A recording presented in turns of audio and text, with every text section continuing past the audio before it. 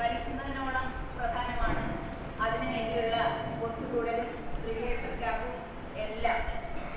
ഞാൻ നീ എന്ന ബൈനറിയിൽ നിന്നും നമ്മൾ എന്ന മഹത്തായ ആശയത്തിലേക്ക് എത്തുന്ന ഒരു ജൈവ പ്രക്രിയയാണ് നാടകം. ഈ നാടകങ്ങൾ കഴിഞ്ഞാലുണ്ട് വല്ലാത്തൊരു ശോകമാണ് അല്ലേ? അതെ അതെ, ഇത് കഴിഞ്ഞാൽ എത്ര പെട്ടെന്ന് അടുത്തത് വരുന്നു. പക്ഷേ നാടകം എന്ന വാക്ക് പോലും യോജിക്കുന്ന കാലത്ത്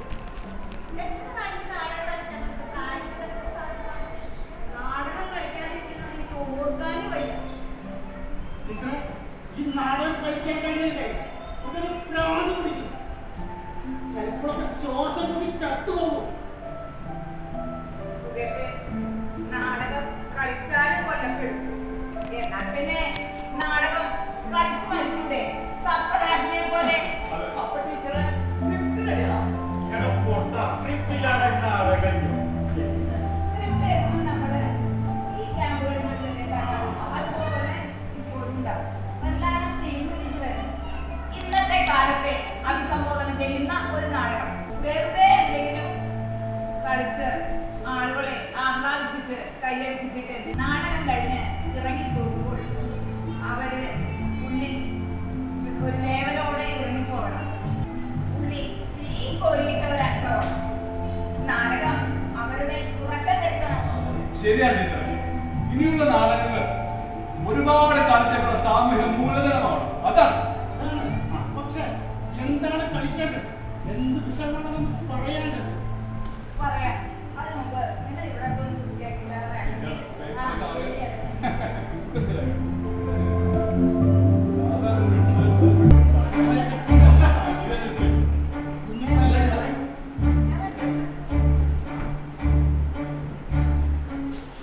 നജീബിന്റെ തിരോധാനം ഒരു സംഘപരിവാർ കൂടാണോ?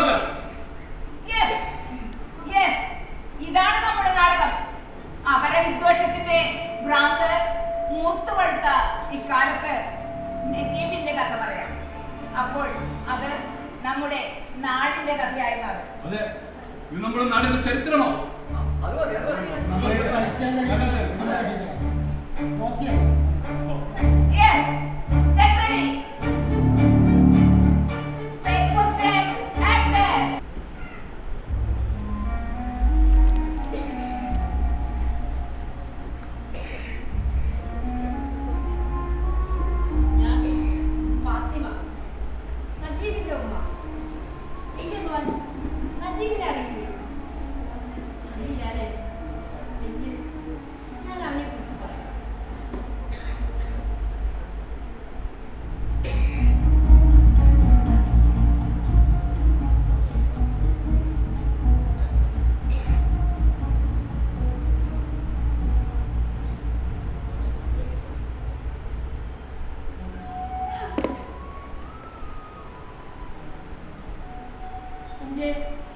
കുഴി തെറ്റിയ ദിവസം ആ വിവരം അദ്ദേഹത്തോട് പറയാൻ എനിക്ക് എന്ത് നാണമായിരുന്നു. വീടിന്റെ തിക്കിലും തിരക്കിലും പൂവത്തും കാലായാലും ഞങ്ങളൊരു ഒടിമാട്ടം കൊണ്ട് അദ്ദേഹത്തെ കണ്ടു. കണ്ണുകൾ തമ്മിലുടക്കിയതല്ലാതെ തമ്മിലൊന്നും പറഞ്ഞില്ല. കിടക്കാറായപ്പോ ഞങ്ങൾ മാത്രം തനിച്ചായപ്പോ ഞാൻ അദ്ദേഹത്തിന്റെ ചെവി ചോദിച്ചു, നിങ്ങൾക്ക് മോനെ വേണോ മോളെ വേണോ? അന്നേരം എന്റെ മാപ്പിളയുടെ മോറൊന്ന് കാണേണ്ടതായിരുന്നു.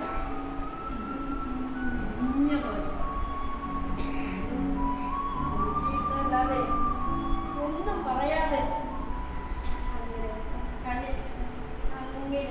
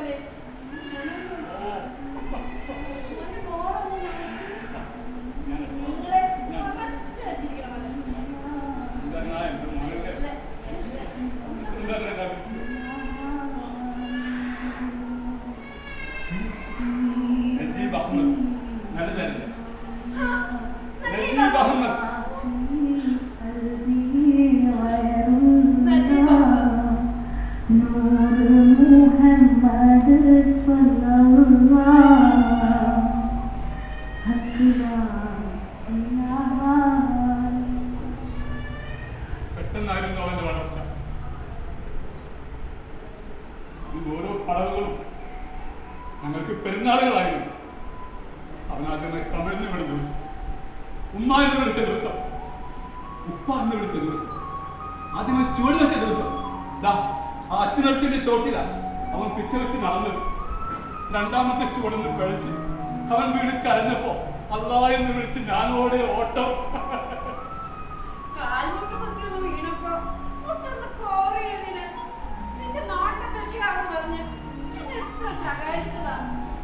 നിങ്ങളുടെ ജീവനായിരുന്നു അവൻ. സ്കൂളിൽ അവൻ പഠിക്കാൻ മിടുക്കനായ വിദ്യാർത്ഥിയായിരുന്നു. ഒത്തിരി സമ്മാനങ്ങൾ വാങ്ങിക്കൊണ്ട് അവൻ പഠിച്ച് നല്ല നിലയിലെത്തുമെന്ന് അവന്റെ അധ്യാപകരും നാട്ടുകാരും എല്ലാം പറഞ്ഞു. അവരെ കുറിച്ചുള്ള വർത്തമാനങ്ങൾ കേട്ടപ്പോ ഞങ്ങൾ ഒത്തിരി കിനാവുകൊണ്ടിരിക്കണം. നിങ്ങളെ കഷ്ടപ്പാട് നാളാൻ പഠിച്ചു തമ്പുരാൻ ഫലിപ്പിക്കപ്പെട്ട നിധിയായിരുന്നു അവൻ. പക്ഷേ പഠിക്കണമെന്ന് ലോകം മാറ്റിമറിക്കണമെന്ന് കൊതിച്ച് രാജ്യത്തിന്റെ മുന്തിയ കോളേജിൽ ചേരാൻ തീരുമാനിച്ച ആ നിമിഷം അവിടെ എന്റെ മോന് പിഴച്ചു പോയി. അനീതി കണ്ടാൽ ഇടപെടുമായിരുന്നു. ഇടപെടുമെന്ന് പറഞ്ഞാൽ സമാധാനപരമായി കാര്യങ്ങൾ പറഞ്ഞ് മനസ്സിലാക്കും. ആരോടായാലും കലഹത്തിന്റെയും എതിർപ്പിന്റെയും ആയുധമെടുക്കേണ്ടയും ഒന്നും മാർഗങ്ങൾ അവനറിയില്ലായിരുന്നു. മനുഷ്യരെ മനുഷ്യരായി കാണാനും എല്ലാവരെയും ഒരുപോലെ സ്നേഹിക്കാനുമാണ് അവൻ പഠിച്ചത്, മറ്റുള്ളവരെ പഠിപ്പിച്ചത്.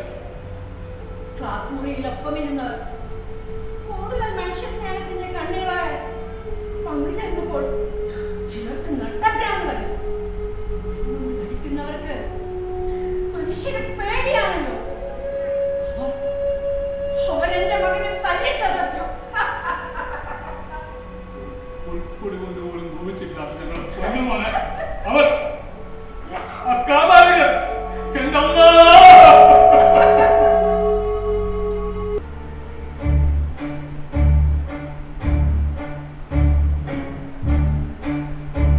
ജയ് ശ്രീറാം. ശ്രീരാം ഏതാണ് റൂം നമ്പർ 106. നജീബ് അഹമ്മദ്, വലിയ നേതാവ് കളിക്കുന്നവൻ. നേതാവിനാക്കി കൊടുത്ത നിന്റെ കാലൻ ഇറങ്ങാ. എന്താ കാര്യം പറയടാ. ഇറങ്ങി വേണം. വിളിച്ചു ഇറങ്ങി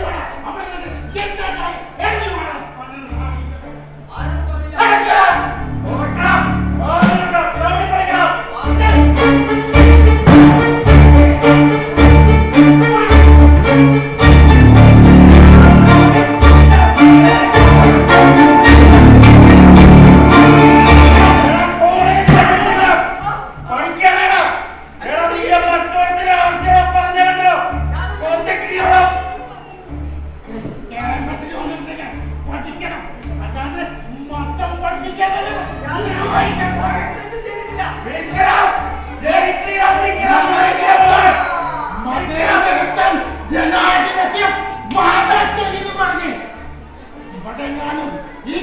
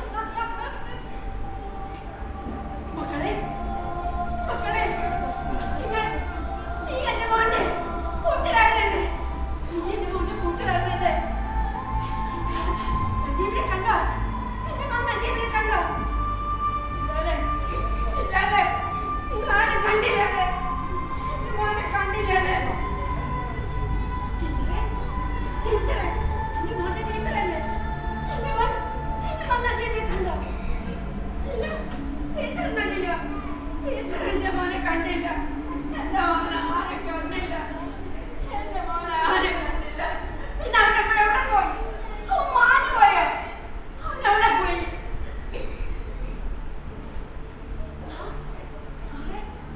പ്രിൻസിപ്പൽ സാറേ, എന്റെ മോനെ കാണുന്നില്ല. പ്രിൻസിപ്പൽ ഓഫീസാണ്. നിങ്ങൾ ആരും ഇങ്ങോട്ട് കയറ്റി വിട്ടത്? സെക്യൂരിറ്റി എന്തൊക്കെയാണോ ഇത്?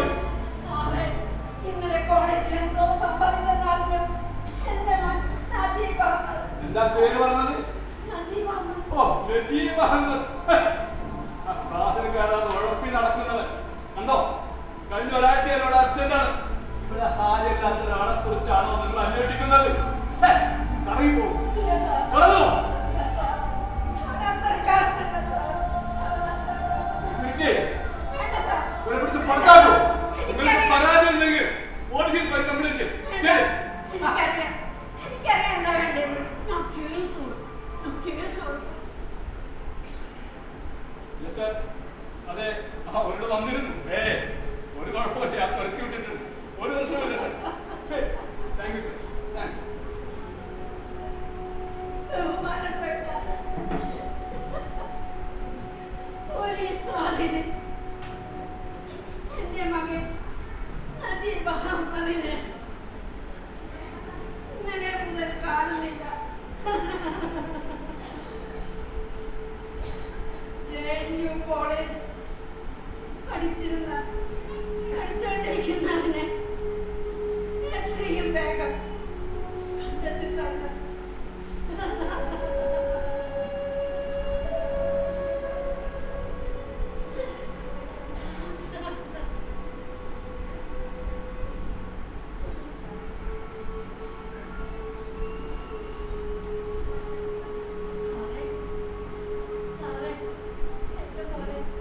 എന്റെ മോനെ കാണാൻ അവനെ കണ്ടെത്തി തരണം സാറേ.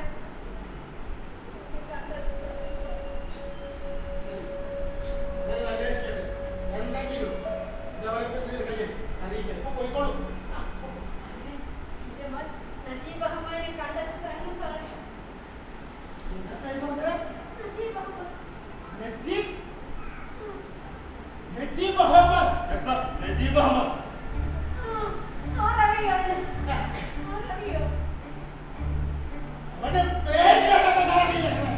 എന്റെ സാറേ, അവൻ വല്ല പാകിസ്ഥാനിലോ സിറിയയിലോ പോയിട്ടുണ്ടാവും. തീവ്രവാദം പഠിക്കാൻ കഴിവേറമോ?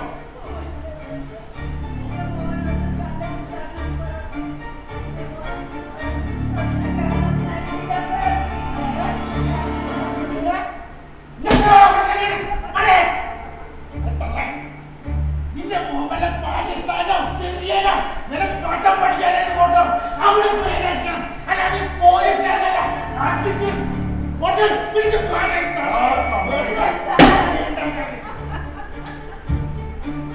ഞാൻ സമരം ചെയ്യും. ഞാൻ സമരം ചെയ്യും. സമരം ചെയ്യും. എന്റെ മോനെ ചെയ്യുന്നവനെ ഞാൻ സമരം ചെയ്യും. നീതി പാലിക്കുക. കണ്ടോ? നീതി പാലിക്കുക. നീതി പാലിക്കുക. നജീബിനെ കണ്ടെത്തുക. സമരം ചെയ്യും. സമരം ചെയ്യും. നജീബിനെ കണ്ടെത്തുന്നവരെ സമരം ചെയ്യും. നജീബിനെ കണ്ടെത്തുന്നവരെ സമരം ചെയ്യും. പോലീസ് നീതി പാലിക്കുക. നജീബിനെ കണ്ടെത്തി തരിക. We want justice. We want justice. Police നീതി പാലിക്കുക. പോലീസ് നീതി പാലിക്കുക. We want justice.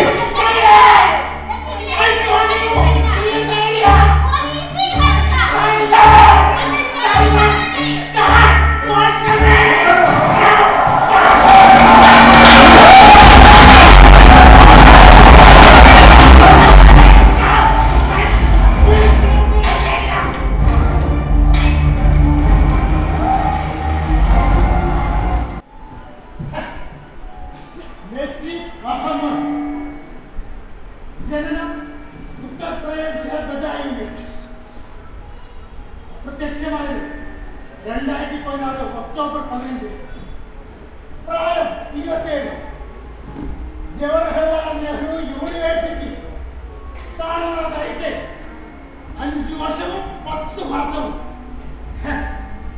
ദേശീയത ഇന്ത്യൻ. വിദ്യാഭ്യാസം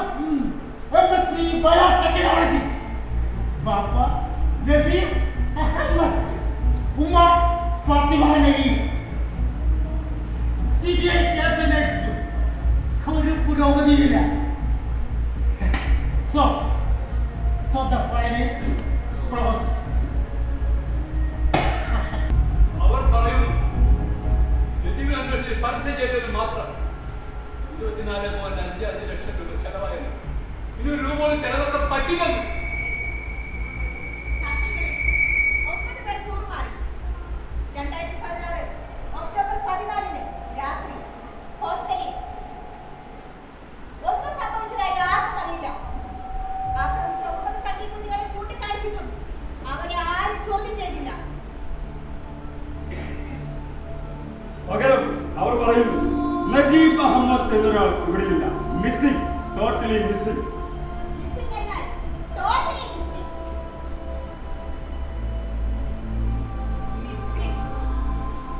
മിസ്സിംഗ് എന്നാൽ മിസ്സിംഗ്.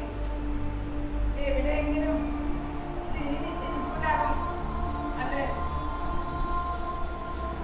കട്ടകുത്തിയ ഇരുട്ടുള്ള ടൈലറുകളിൽ അവന്റെ ഉമ്മാരുടെ ചങ്കുപൊട്ടിയ വിളി കേൾക്കാത്തത്ര അടച്ചുറപ്പുള്ള ടൈലറുകളിൽ അവൻ ഇപ്പോഴും കാത്തു കിടക്കുന്നുണ്ടാകും.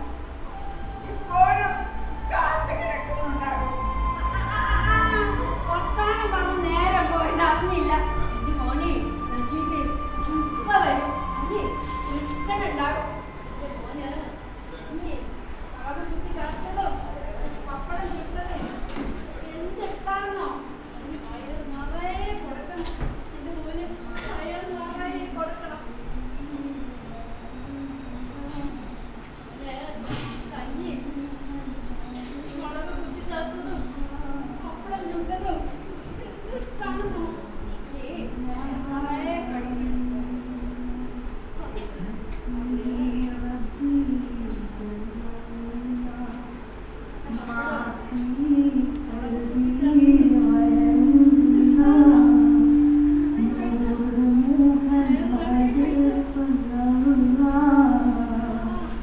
ഗുളികയുടെ ഇങ്ങനെയാണ് എല്ലാവരോടും കഥ പറച്ചിലാണ്. ഞങ്ങൾ കേട്ട് ആളുകൾക്ക് കഥ കേൾക്കാൻ ഇഷ്ടമല്ലാതെ കഥ പറഞ്ഞൊരു ഭ്രാന്തന്മാർ നടക്കണം.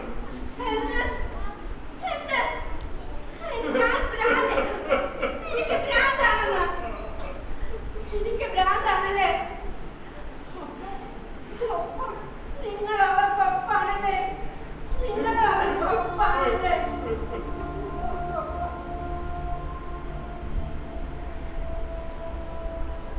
വരുന്ന എന്റെ മോന് വിശന്ന് പറഞ്ഞു വരുന്ന എന്റെ മോന് ഇപ്പം കഞ്ഞി വിളമ്പി വെച്ച് കാത്തിരുന്നതാണോ ഭ്രാന്ത്?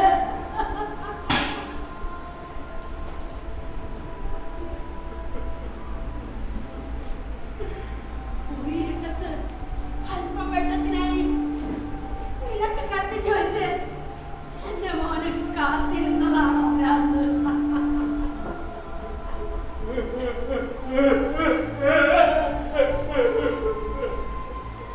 എനിക്കല്ല ഭ്രാന്ത്, നിങ്ങൾക്കാണ് ഭ്രാന്ത്. നിങ്ങൾക്ക് എന്റെ മോന്റെ പേരായിരുന്നല്ലോ നിങ്ങൾക്ക് പ്രശ്നം. ഞങ്ങളുടെ മതമായിരുന്നല്ലോ നിങ്ങൾക്ക് പ്രശ്നം. നിങ്ങൾക്കാണ് ഭ്രാന്ത്. നിങ്ങൾക്ക് മതത്തിന്റെ ഭ്രാന്ത്, ജാതിയുടെ ഭ്രാന്ത്, വെറുപ്പിന്റെ ഭ്രാന്ത്. വെറുപ്പിന്റെ ഭ്രാന്ത്.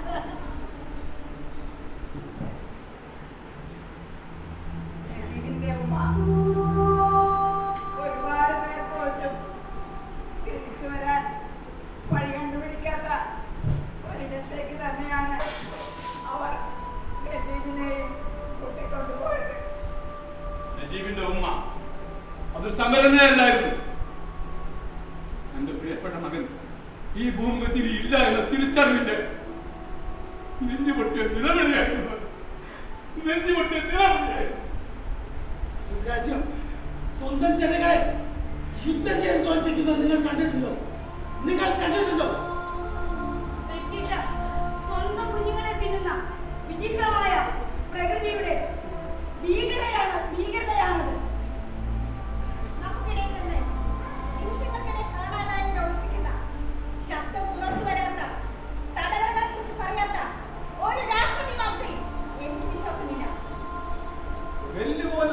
കിട്ടാത്ത മക്കളെ കുറിച്ചുള്ള ഓർമ്മകളിൽ ചുരന്ന് വിങ്ങിപ്പൊട്ടാറായ അമ്മമുലകളെ കുറിച്ചും പഠിപ്പിക്കാത്ത ഒരു പാഠപുസ്തകവും എനിക്കും വേണ്ട.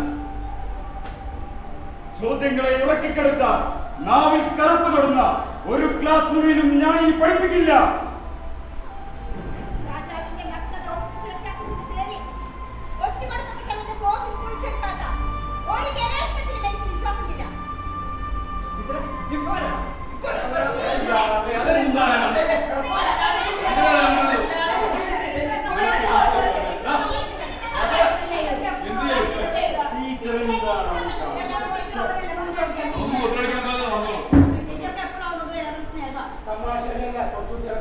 നജീബിന്റെ ഉമ്മ വിളക്കിന്റെ തീ തെറുത്ത് കയറ്റി തെളിയിച്ചു വെച്ചോളൂ.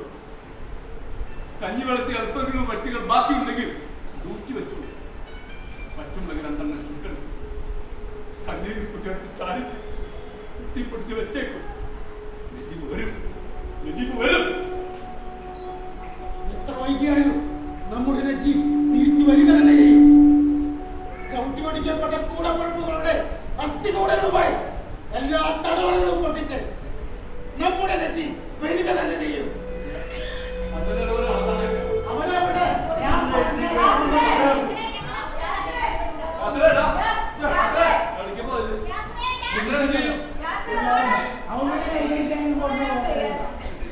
ഒരു പ്രത്യേക അറിയിപ്പ്. ഈ നാടകത്തിൽ നജീബിന്റെ വേഷം ചെയ്തിരുന്ന യാസർ കാദിക്കോട് എന്ന യുവാവിനെ കാണുന്നില്ല. ഒന്ന് നോക്കൂ പ്ലീസ്. മോഹൻദാസ് ചേട്ടാ, നാഫിക്ക, സുനിൽ ചേട്ടാ, പ്ലീസ് ഒന്ന് നോക്കൂ. ചേട്ടാ ചേട്ടാ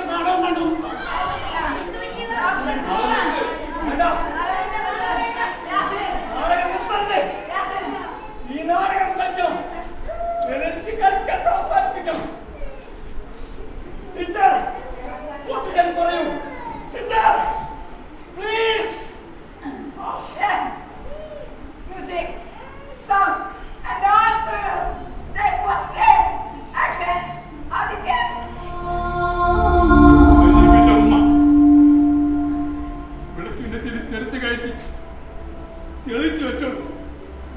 കഞ്ഞി വളർത്തി അല്പങ്ങളും വറ്റികൾ ബാക്കിയുണ്ടെങ്കിൽ അത് ഊറ്റി വെച്ചോളൂ. ഒറ്റമുളക് രണ്ടെണ്ണം ചുട്ട് കണ്ണീരുപ്പ് ചേർത്ത് ചാലിച്ച് പൊടിച്ചു വെച്ചേക്കും. നജീബ് വരും, നജീബ് വരും.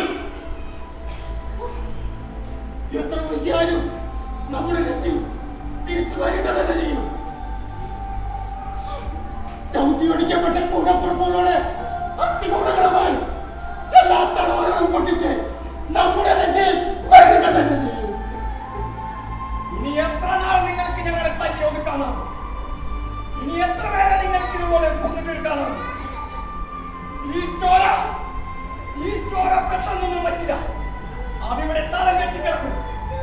അതിൽ നിന്നും 1000 പേര് ഉയർത്തെഴുന്നേൽക്കും. ഉറപ്പ്, തടവറകൾ തകർക്കപ്പെടും. അവർ നിങ്ങളുടെ കൊട്ടാരങ്ങളിലേക്ക് പാലെടുക്കും. അവർ നിങ്ങളെ തെരുവിൽ വിചാരണ ചെയ്യും. ഇത് നജീബിന്റെ മാത്രം കഥയല്ല. കൽത്തുറുങ്കിൽ അടക്കപ്പെടുന്ന നിരപരാധികളായ ഒട്ടനവധി പേരുടെ കഥയാണ്.